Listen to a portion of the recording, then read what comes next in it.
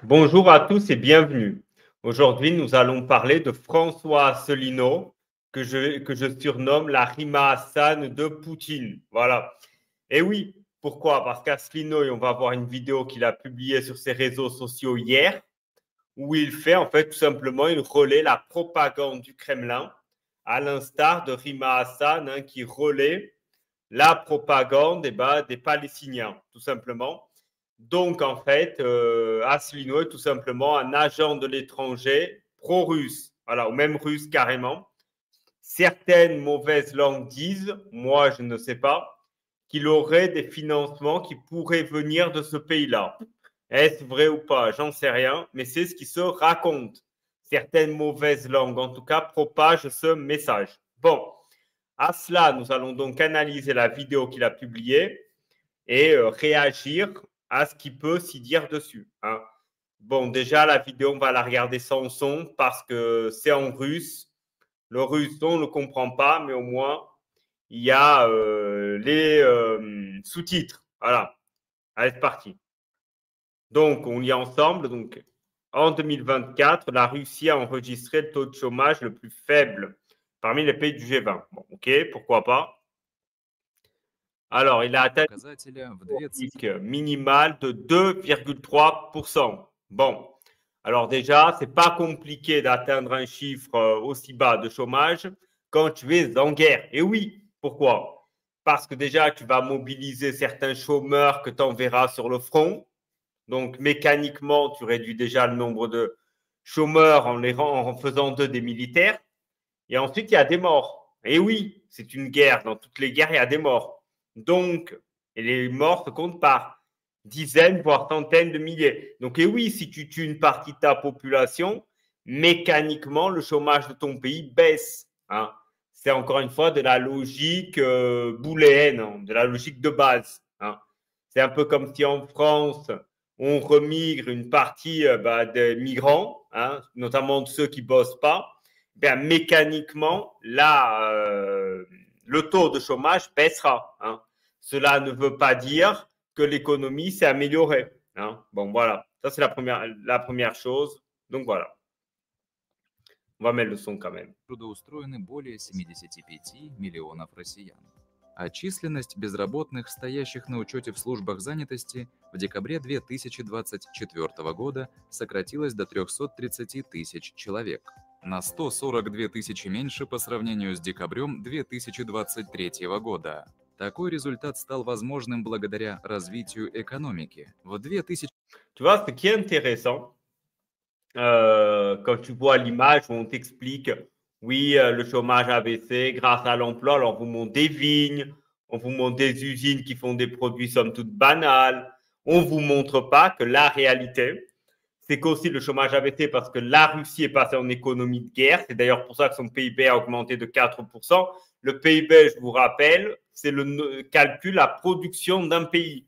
Donc, si tu passes en économie de guerre, eh bien, ton PIB explose, hein. Spoiler alerte, si la France rentrerait en guerre directe, bah, le PIB de la France augmenterait de 5 voire 10%, hein.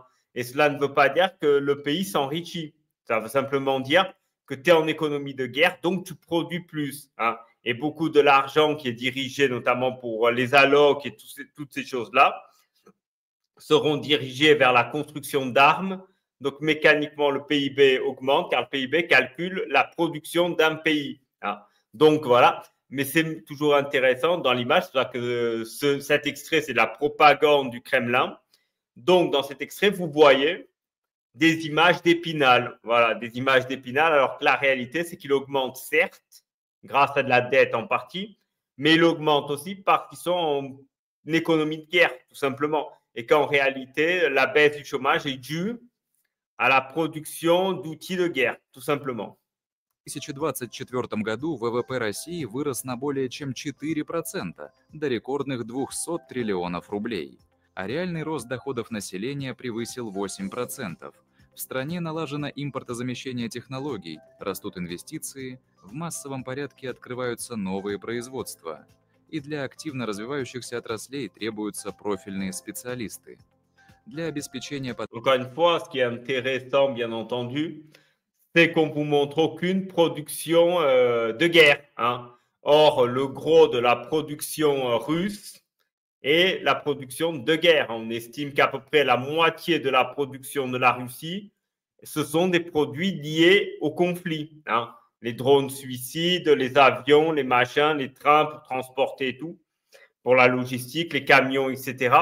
Mais dans ce documentaire, qui est un documentaire de propagande du Kremlin, on essaye de vous faire croire, encore une fois, c'est bien de vous faire croire que c'est du vrai développement économique. Non, c'est d'économie de guerre, tout simplement.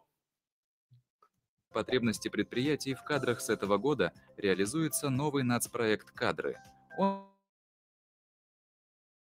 среди которых проекты, посвященные трудоустройству выпускников и переобучению уже работающих граждан. Voilà.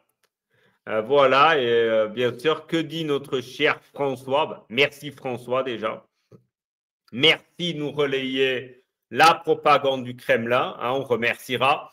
Après, c'est le même, je vous rappelle, qui accuse les médias, on va dire, traditionnels, les médias mainstream, comme il aime à appeler. C'est le même qui accuse les médias mainstream de faire la propagande de Macron, notamment quand ils ont relayé les paroles de Macron après son discours. Voilà. Ben, lui relaie la propagande russe. Encore une fois, je vous laisse, mes amis, deviner la vraie raison pour laquelle il relaie la propagande russe. Hein. Et bien évidemment, vous doutez, il y a une raison derrière. Donc, le commentaire étant, voilà, qu'est-ce qu'il va dire? Alors, une pause de 78 secondes dans le déferlement russophobe, et oui, au risque d'être insulté par Malhuret, Glucksmann, Pain, Tenzer, etc., je relais cette petite vidéo qui signale qu'en 2024, la Russie a eu le taux de chômage le plus bas du G20, 2,3, ok, pourquoi pas, une croissance de 4,1. Voilà, la vie en Russie.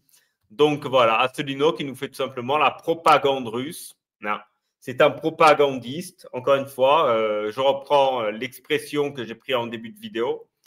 Asselineau est le Rima Hassan de Poutine. Voilà, il relaie la propagande russe tout simplement à dessein, évidemment, en oubliant de nous raconter que le gros vient du conflit, économie de guerre, puis les morts, hein, tout simplement. Et oui, les morts qui s'accumulent et donc qui mécaniquement baissent le chômage. Encore une fois, tu baisses ta population, tu baisses le chômage mécaniquement, quoi. Donc, à un moment donné, il faut arrêter de raconter des conneries aux gens et arrêter d'essayer de les tromper, tout simplement. Donc, voilà, une petite vidéo réact pour réagir à cette vidéo de notre cher François. Déjà, merci François, merci. Voilà, donc c'est tout ce que j'avais à dire aujourd'hui. Je vous remercie en tout cas d'avoir assisté à la vidéo. Si vous avez vu la vidéo jusqu'à là, je vous en remercie et je vous dirai donc à une prochaine. Merci à tous.